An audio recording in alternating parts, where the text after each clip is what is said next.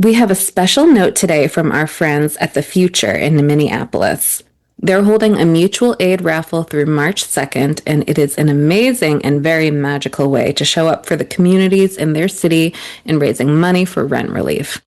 There are incredible prizes from so many witches, from readings to private coaching sessions to books, my goodness, including past guest Erica Feldman and House Witch. Here's how it works.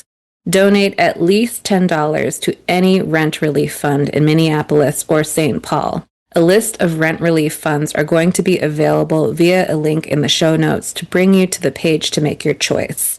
You can also adopt a rent at Stand with Minnesota.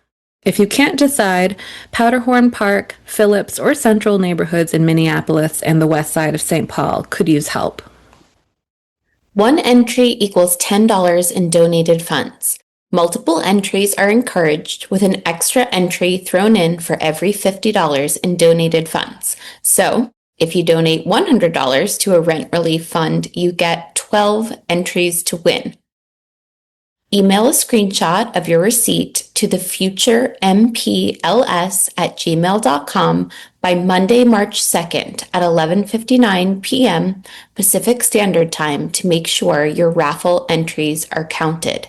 Winners will be contacted on Wednesday, March 4th via an email by the Future. Winners will be chosen at random, but if you don't get contacted, feel a little glow that you helped people stay in their homes. So this is really a win-win. We will leave it to fate which item you win. Please visit the link now to find your relief fund and support Minneapolis. For questions and additional ways to help, visit thefuturempls.com. Linked in the show notes.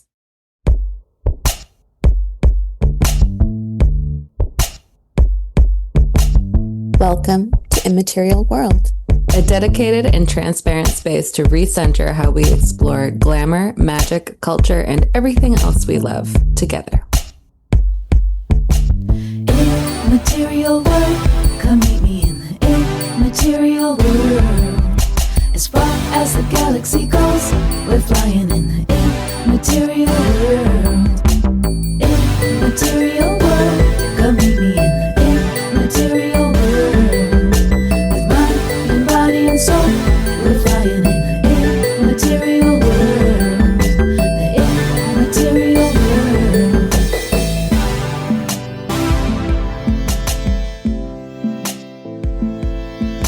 Hey, Immaterial World listeners, this week we have a special episode for you. We are celebrating the commencement of our digital tarot series, The Hero's Journey, which has gone live on our Instagram, YouTube, and Patreon channels. The Hero's Journey by Immaterial World is a curated educational tarot experience, a unique visual perspective on each card meant to inspire the novice as well as the expert to consider the elements and its core message through nuanced imagery, narration, and sound. We hope you enjoy our chat about what inspired the series and what's next. And of course, if you love tarot, please like, comment, and share widely. And if you're a creator or a brand or a retailer that would like to collaborate on a future card or astrological sign or talisman, let us know. We'd love to hear from you.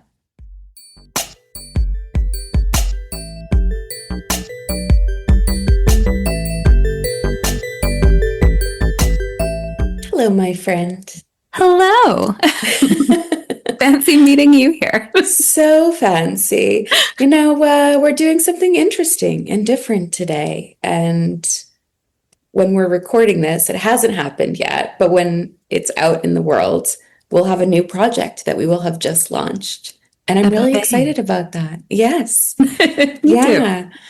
So for our listeners, when this episode comes up, you'll have seen our first tarot video as part of a project that we're doing called The Hero's Journey. It's going to be an ongoing series of video tarot cards that explore the themes through video and sound, and it's actually part of a launch of what we're calling our creative container. So we wanted to chat through that a bit today. Where do we begin? Shall we talk about why the hero's journey? Yeah, I mean, it's one of my favorite perspectives on understanding the major arcana of the tarot. So, for anyone who might not be familiar, tarot decks are more or less usually the same. Sometimes artists might add their flair, maybe they add an extra card or two, but generally you have 22 major arcana, and then you have oh, my brain like left the stage. 56? It's 56. Yeah, thank you. I'm like, I had 78. And then, okay, so 78 cards total, 56 minor arcana, 22 major arcana. The major arcana are like themes and archetypes. And whenever you get a major arcana in a spread that maybe you do for yourself, it's like almost think of it as like a heavier card. Whereas the minor arcana, which are like the Queen of Cups or the Three of Wands, those are more like daily experiences. They're more mundane. The major arcana starts with the Fool, who is a fool, but is also our hero.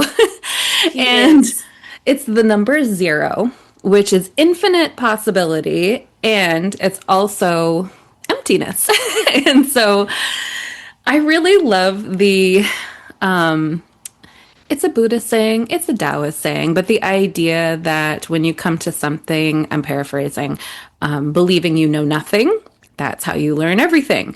And if you already believe you know something, you will not learn anything. And so the Fool represents that sort of divine sense of openness and emptiness and possibility, and then goes on a journey from there, ending with the 22nd card, the World.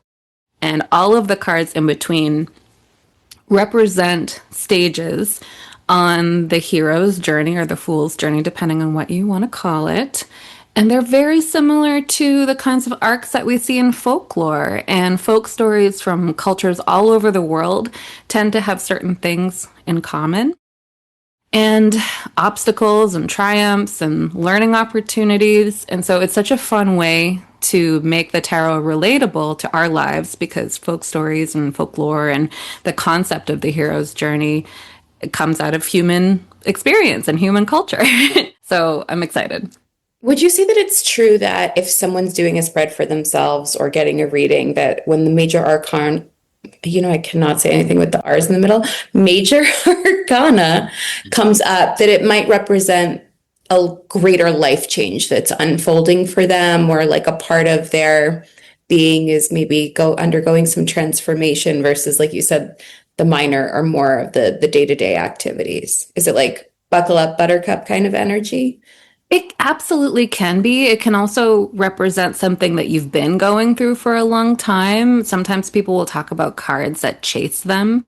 And if you have a major arcana chasing you, I would say like this might be a really big theme in your life. Versus if you have a minor arcana chasing you, it might be more like the things you're doing day to day, or maybe ought to be doing, or Like not doing. go eat something. Yeah. Go drink a glass of water. Totally. Yeah. And so it can be really interesting to note when major arcanas come up in a reading, where they're placed. So I always think about their placement if I'm doing a reading for myself or someone. And sometimes if I'm trying to figure out what the overarching narrative is with someone's reading, I might keep pulling cards until I hit a major arcana. Like if I've already pulled a couple outcome cards and it feels cloudy, I'll just keep going until I get a major arcana, because I'm like, listen, what is the deal? Like, what do we really need to understand? Oh, wow. I never knew that. So you want to anchor it into some like solid energy. Yeah. Yeah. Oh my gosh. And I love that you're kind of oscillating a little bit between the fool's journey, which is more traditionally called, and the hero's journey. And I think when we started, putting together this project and talking about what it would look like and what it would feel like, we went with the theme of the hero's journey being the larger name of the project, because we imagine that if you are going through this time of self-curiosity and going through exercises to get to know yourself better, that like you are your hero and you are on this path, and learning the tarot through the different media that we're going to start to produce would be contributing to that self-exploration and that curiosity. Yeah. Yeah. Starting with the seven. Oh, go ahead. Go ahead. Also, as a former English professor, I love the hero's journey because it's more literary. Oh, wow. I'm gonna sound so stupid right now. Where is that from? Is that from something? It's mostly, I mean, I'm sure that there's a literary reference that when I explain my take on it, someone will be like, but what about this? So please comment and let us know what I forgot. But I think of it from the perspective of someone who loves folklore, and there is like a whole folklore matrix of different themes that tend to show up across cultures. And the hero's journey is one of those big archetypes or themes that's just like almost universal, which is so interesting. Sometimes it can be very reductive to say that there's a universal theme because, of course, every culture has its nuance, but it is something that is relatable and shows up in stories all over the world. The idea of the hero on a journey. I love it. It's so funny that we're starting the episode talking about the major arcana because we're starting the project with a minor arcana card, the Seven of Cups. Tell me what the Seven of Cups means to you. It's so funny because I feel like the Seven of Cups is a card that whenever I see it, I'm like, oh man, I'm going through it. I'm having a tough Same. day. I'm confused. Yeah. So for me, I think the Seven of Cups can be a very helpful card. Like all of the cards are meant to be helpful. And I'm one of those people who doesn't believe that there are good or bad cards. They're all interesting, complex. They have tips and tricks, and they have struggles and suggestions and blessings. And one blessing of this card can be if you are going through it and you're feeling really upset, when the Seven of Cups comes up, it's like, oh, honey, you might not be seeing this clearly, or like you might be stuck in your own perspective. Yeah. Yeah. And I remember that when I really felt like I turned a corner in learning tarot, it was because of this card. And I realized that when I was pulling it, or when it was chasing me, as they say, that I would be going through times of like OCD flare-ups. Like I would really be so in my thoughts and like truly detached from reality. And I remember reaching out to you and being like, do you ever think that this card could be this? And you were like, oh yeah, for sure. You like are understanding tarot. And I was like, yes. It was like such a victorious moment for me. And I think that when we're talking about creating this media, creating these videos, that those are the nuances that maybe are getting missed. There's like all of this education about tarot online. If you look up a card, there's like plenty of things to read. There's all these essays, there's all these websites, and it's just words and words and words. And for me, the separation of truly understanding the card versus just seeing it and like, oh, it means delusion. Oh, it means that you are like escaping reality. Well, if it's coming up in the context that I was understanding it or feeling it, it's like, I'm not necessarily choosing that delusion. That delusion lives inside my brain. And this is more of a gentle, like, okay, this is not yours to carry. And you can separate from these thoughts or from these false realities. And I think that that kind of nuance is part of what's shaping what we're creating here with our platform. Yeah, I think it's so interesting to think about all of the different ways a card can express different angles of the same idea. Sometimes this card for me, when I'm reading for myself or others, might feel like your anxiety is warping the way you see yourself or the world. Other times, it comes up in in the position of your environment, and the person is asking about a relationship that they're in, and it's like their partner is gaslighting the shit out of them. It's one possibility that I've seen. I definitely don't want that as an environment card. That just gave me like a chill when you said that. Yeah, That's and not good. I've seen that in toxic work situations before, where it's like you're doing your best, but the people around you are not helping you see the world clearly because they're feeding you a lot of nonsense.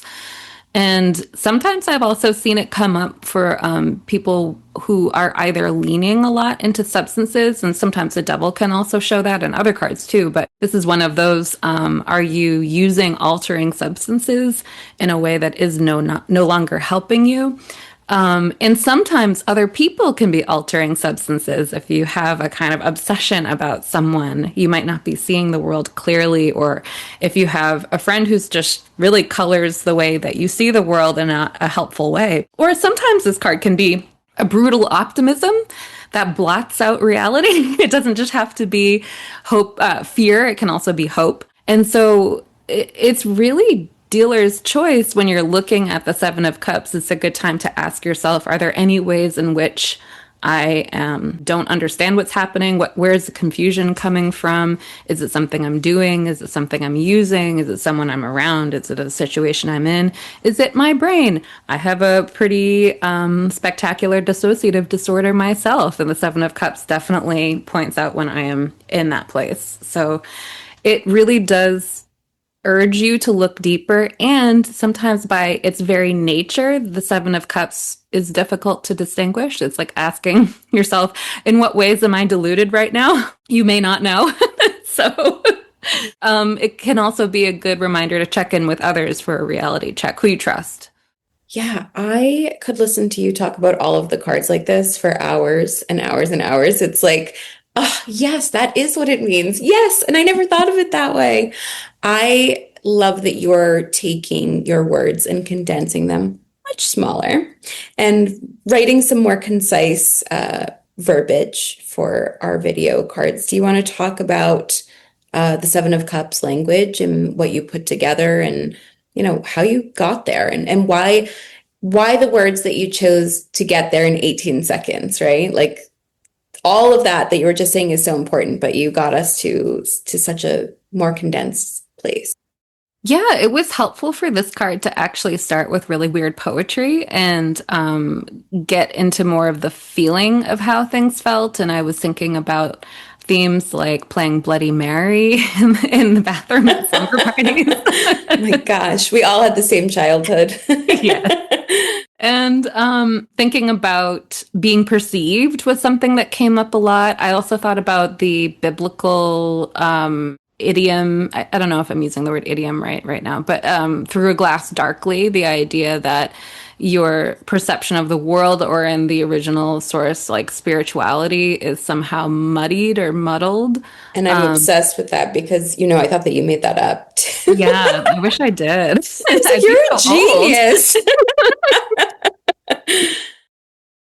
But yeah, so I was thinking a lot about these popular pop culture references, as well as just experiences of distortion. And I was thinking about a line that I had put in my poem about my mom. I'm playing with my medication, because that feels so Seven of Cups, and boy was she. And yeah, and then I got so into that I forgot that I wasn't actually writing a poem. And when I sent that over to you, you're like, let's go back to the original plan. And I was like, oh yeah, of course. And then I was able to distill, if I could say really quickly to a client who drew this card, what do you need to understand about the Seven of Cups? Like, if you just pulled it on your own and I don't have any context, what might be helpful as a jumping off point? I came up with something from there. I love this. And I think that as we were creative concepting and really imagining, taking it very literally, coming up with 7 different cups and what they would each represent, and having nods to the original Rider Smith Waite deck, but also giving it a very immaterial world spin. I think we had some really fun concepts that we came up with. And I think that what I love about what we've put together is how whimsical it is, right? These are some pretty dark themes. These are some pretty serious themes in this card, but we have cotton candy, and we have, like a snake that's coiling around the glass, but he's covered in jewels. And so I think it takes it to this very modern context that feels like us.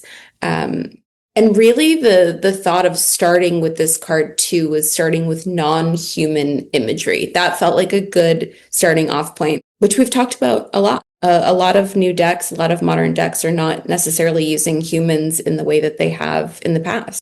Yeah, if folks haven't heard our episode with Lindsay Mack, you might want to tune into our conversation with them because they had some really interesting thoughts about that. But I like the idea of, maybe we won't do this with every card, but I like the idea of exploring non-human imagery as much as we can or make sense to us because it does help people see themselves in the card more clearly. And it also, Yeah, for sure.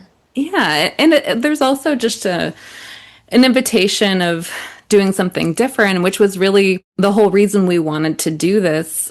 I mean, I love that we are trying a different approach to divination education. I think that not everybody can always really get a lot out of reading a lot about the meanings of the card. They kind of have to try different ways of approaching it. And yeah, so we have our Tarot Song Association game that you came up with that really speaks to That is really, people are really enjoying that. So it's just been so fun to play that with the guests too. And it's crazy what people are coming up with. I love it. Yeah, it's so fun. And then, then we get to play with memes and things like that. Yeah, I was wondering if you wanted to share more about your inspiration with coming up with these short videos with some voiceover to help people explore tarot in a new way. I think when I first started to learn tarot, it is so goddamn overwhelming. Like the thought of knowing the nuances of 78 cards it's a lot. And not to be reductive, but I did have the thought in the beginning, like, oh, I've always been an English girly and not a math girly, so I'm gonna like tarot and like be better at it than astrology. And I don't need to be a math girly to still be super into astrology. There's stories in there too that can be extracted. But as I was learning, going back to this idea of like, okay, I'm working on one card a day, I'm pulling one card, then I'm going online, then I'm writing about it, I'm journaling about the imagery that I see, the colors that I see, what it's making me feel. Then I would be going into 3-card spreads and like starting to put these stories together. And it was just word salad everywhere, right? Like I have all of my journals like full of all this writing, and it's great because for me, the way I learn and the way that my brain retains information is to read it, to write it, to, kind of like reinforce over and over and over.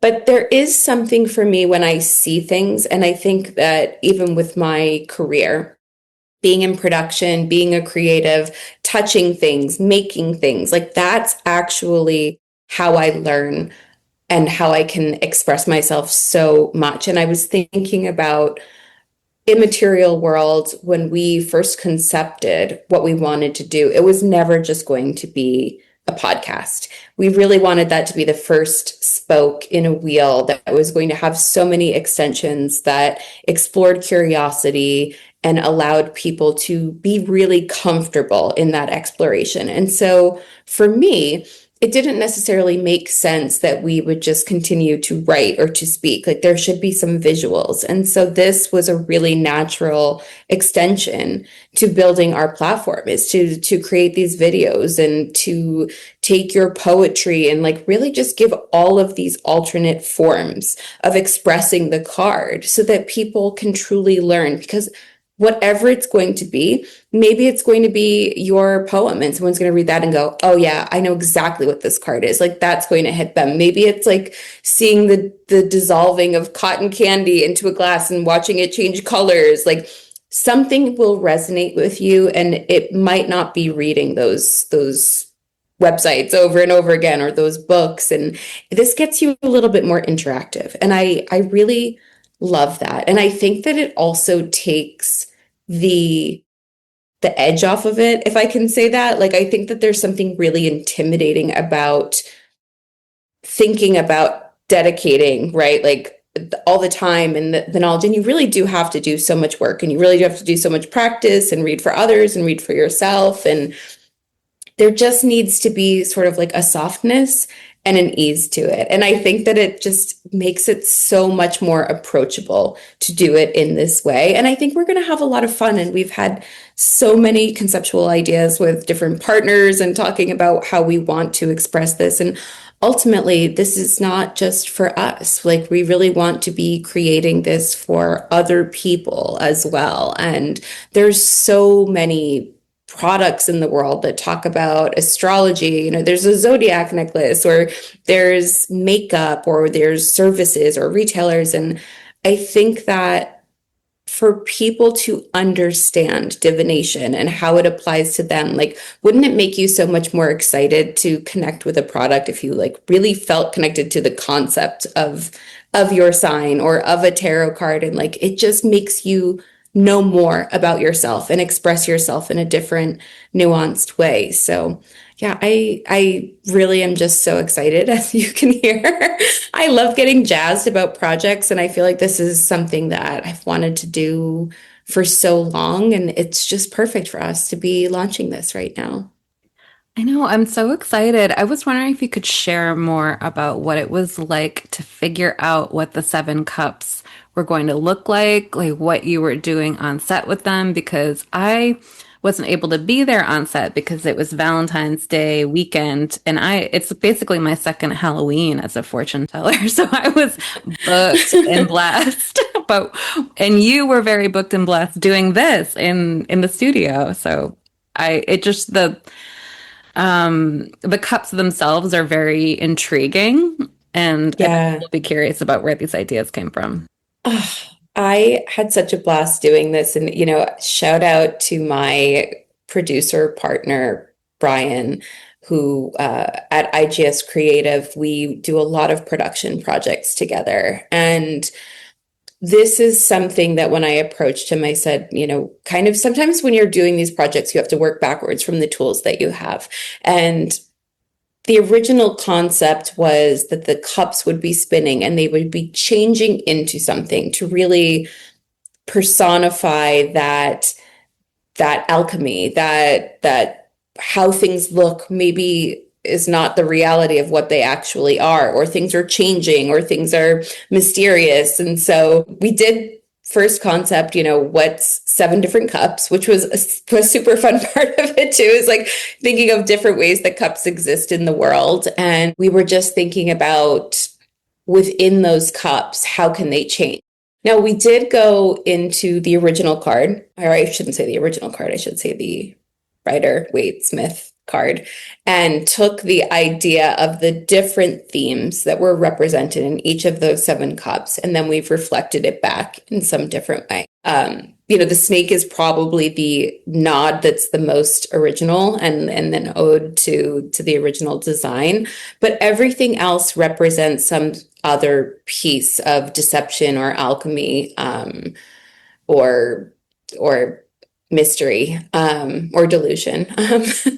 You know, and so it was so funny to imagine like how they would either combust, or they would change, or they would break down. I absolutely love Diet Coke. It is definitely one of my like personal signatures in life. So I liked the idea that Diet Coke, which is probably the most toxic substance like on the planet, is going to be like combusting, but then from its combustion, it's going to be like growing flowers. Like there's something beautiful and natural that's going to be coming out of it. And I think too, when you and I were talking about what would be happening with the cups, it was like after each one, we just want someone to go, huh?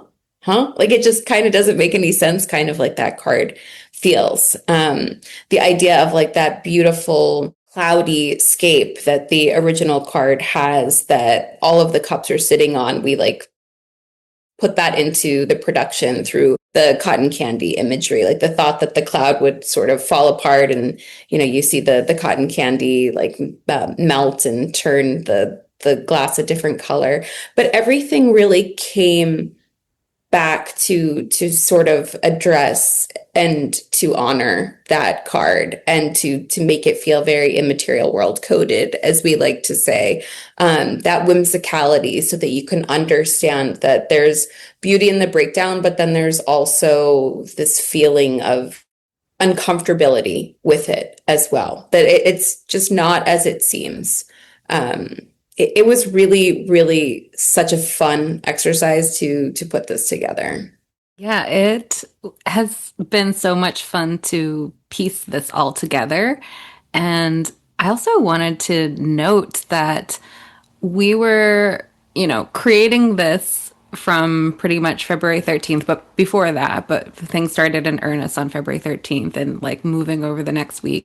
February 16th was Pamela Coleman Smith's birthday. Like, there are no fucking like coincidences in this world. It is so wild. Yes.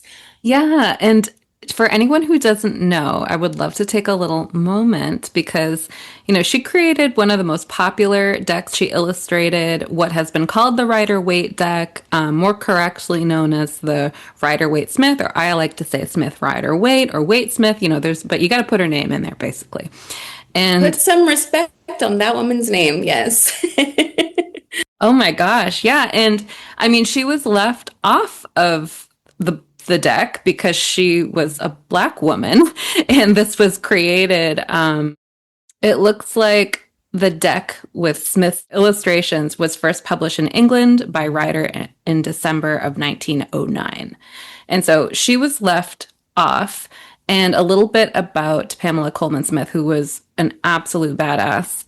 Her nickname was Pixie. Yeah. And y'all, if you don't know what she looks like, you should look up a photo of her. Her portrait is absolutely gorgeous, and she looks like such a pixie. And she was Jamaican and English, and she's an artist, illustrator, writer, publisher, and occultist. She's best known for illustrating this deck, but she also illustrated over 20 books. She wrote 2 collections of Jamaican folklore, edited 2 magazines, and ran the Green Sheaf Press, a small press focused on women writers.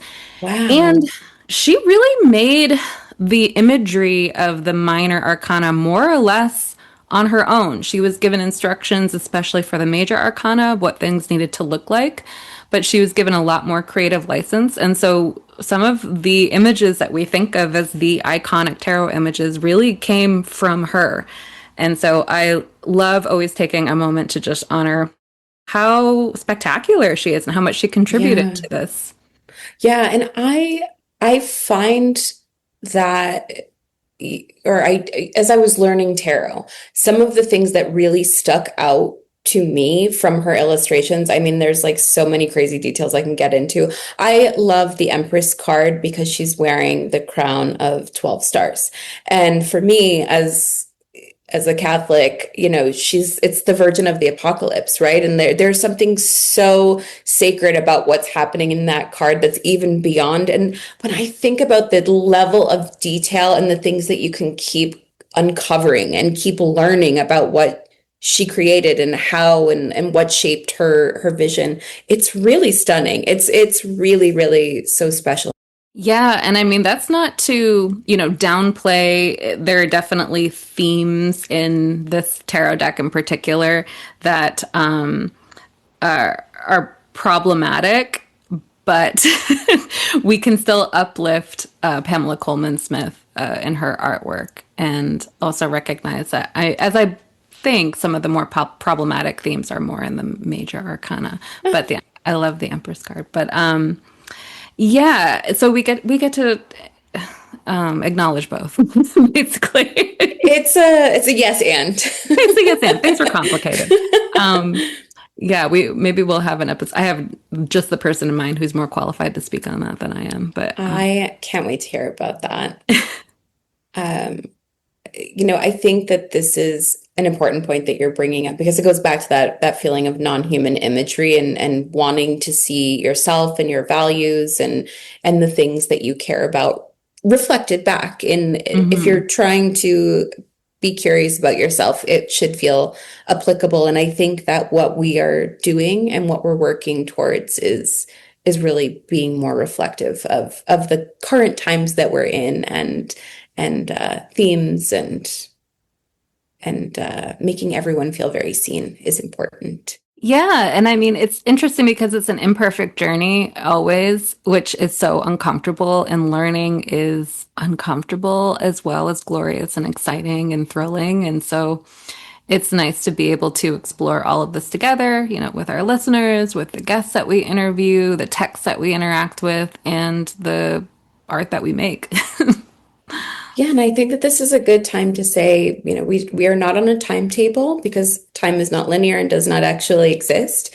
We will be creating as we're going along and as we're inspired, but this is just the beginning of the hero's journey, and we're super excited for it to unfold, and we're going to be revealing a little bit at a time. But if there's any cards that you think that we should explore next, or if you have any ideas of ways that you might want to see them, I think it would be fun to have little conversations about that too. Yeah, it would be really exciting for the community to get involved. Yeah, y'all can absolutely comment with thoughts and questions on our Instagram at Immaterial World Pod, but also we have a monthly newsletter that we release on Patreon, and all the episodes are released through the Patreon. So you can comment on the episodes there, especially if you want more of a private community feeling. You can hop over to our Patreon, which is free at the moment. And also if you enjoy our theme song and the sparkly music at the outro, you'll be delighted to know that Dia did the music for this card too, for the Seven of Cups video. Yes, our eternal composer. We love it. Yeah, so definitely check out dialunamusic.com or Dia Luna on Instagram, because she's always posting magical things, and can be found on all, wherever you listen to music, all those places.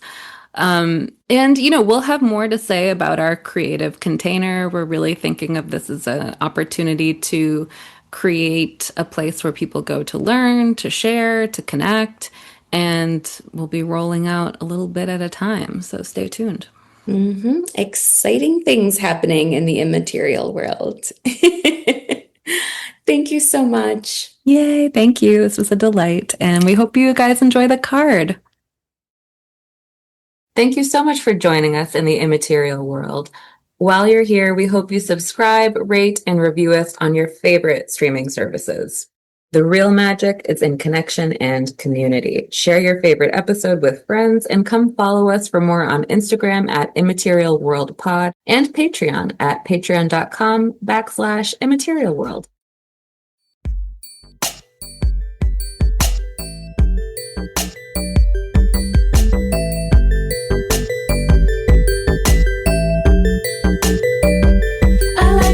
Shining, tell me all your dreams. You're a special kind of magic. Show me all your favorite things. You're pretty like a sunset. You're pretty like a pearl. You're a special kind of magic, dancing in a crazy swirl. In a crazy swirl. Immaterial world. Come meet me in the immaterial world. As far as the galaxy goes, we're flying in the immaterial world. Immaterial world. Come meet me in the immaterial world. Your mind, your body and soul, delighted in the immaterial world. The immaterial world. The immaterial world.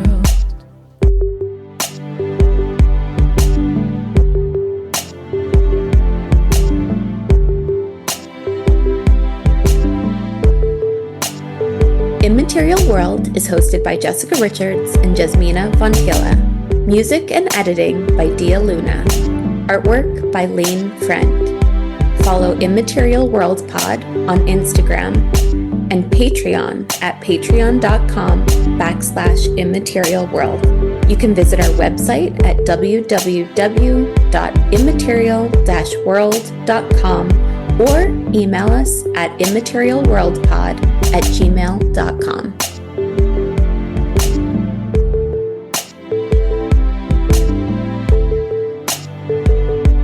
Thank you for being part of our immaterial world. Welcome to the immaterial world.